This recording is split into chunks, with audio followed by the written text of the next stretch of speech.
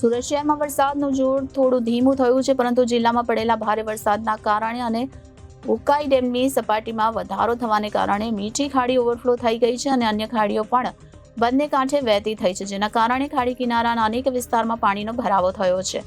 આ ઉપરાંત બે ખાડી ઓવરફ્લો થતા અનેક રોડ પર પાણી ફરી વળ્યા છે, જેના કારણે વાહન વ્યવહારમાં પણ ભારે મુશ્કેલી પડી રહી છે.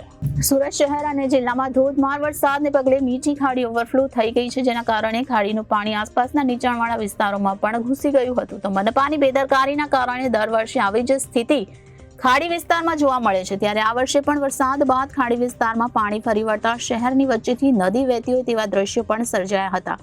તો સુરત શહેર સાથે જિલ્લામાં પડેલા ધોધમાર વરસાદના કારણે સુરતમાંથી પસાર થતી ખાડી ઓવરફ્લો થઈ હતી અને શહેરમાં ખાડીપુર આવી ગયા હતા. ત્યારે સુરત શહેરમાં ખાડીપુરની તીવ્રતા એટલી બધી હતી કે લિંબાયત, વરાછા A અને B zone, Udhna zone, Athwa zone સહિતના વિસ્તારોમાં ખાડીના પાણી ઘૂસી ગયા હતા.